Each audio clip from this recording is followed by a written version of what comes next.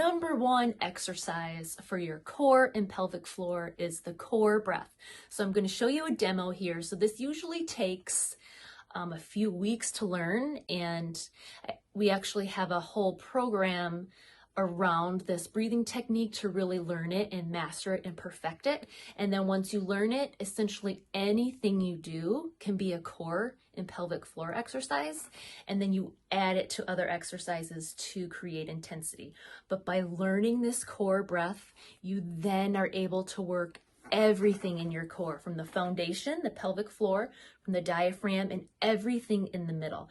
So if you think about typical core exercises, we're usually just working the top or the sides. At least that's where you feel it, and that's because there's a disconnect in our breathing and how we're positioning our core. So let me show you how you can adjust that and get everything on board, especially the lower abs. Okay, so the first thing is you'll want to stand in a neutral alignment. So that's going to be when your hips are directly under your diaphragm.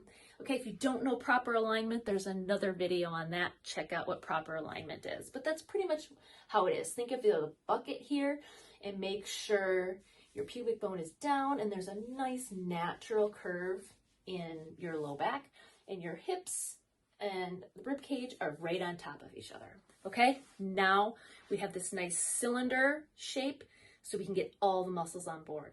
The next thing you're going to do is you're going to breathe. Put your hand like right on the side of your bra and inhale.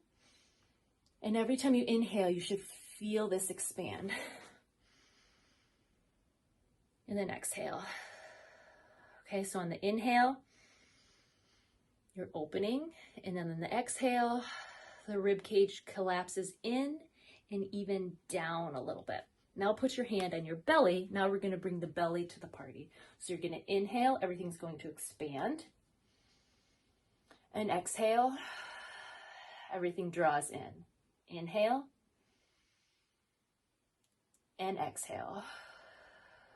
So it's going to take some practice because you probably breathe exact opposite. Now we have to bring the foundation in here, your pelvic floor. So now on the inhale, your pelvic floor is going to relax. So it's not like you're pushing down. Just imagine relaxing.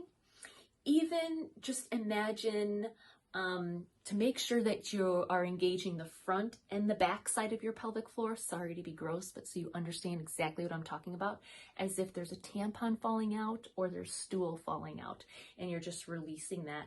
And then on the exhale, you're going to lift it up and contract. So first that lift, so it's coming from both sides, the lift, and then contract. So now everything's going to work together. So you'll probably have to close your eyes and try this. You can even do it sitting or laying down. Really doesn't matter. I'm just showing you standing.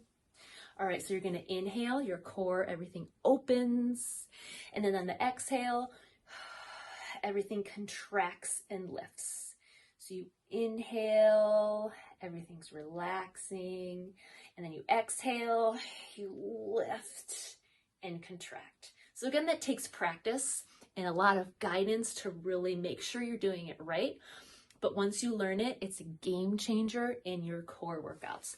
But I want to show you why, even a better way that you can understand it. So even think of maybe like a zipper. When you contract, it's starting from the bottom up instead of the top.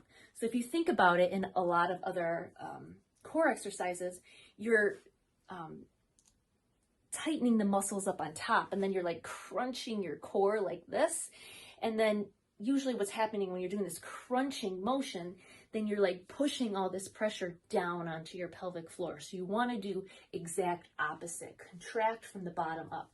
So if you watch my abs as I do this breath, watch how it tightens from the bottom up instead of from the top down.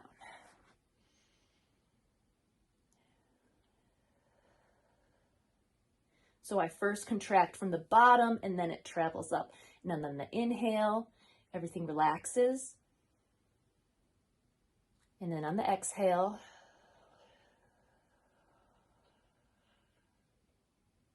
and then my core always stays in this cylinder effect instead of like crunched and out of place. So when you do this, you stay in a nice cylinder shape. Paired with the breath, you get to work all of these muscles. So what a way to be productive with your core training, right? Instead of working just one or the other, work all of it. The same way you would do as if you were working your bicep, you need your whole arm for a good, complete, and safe exercise. So give this a try, master it, and then match it with the other core moves.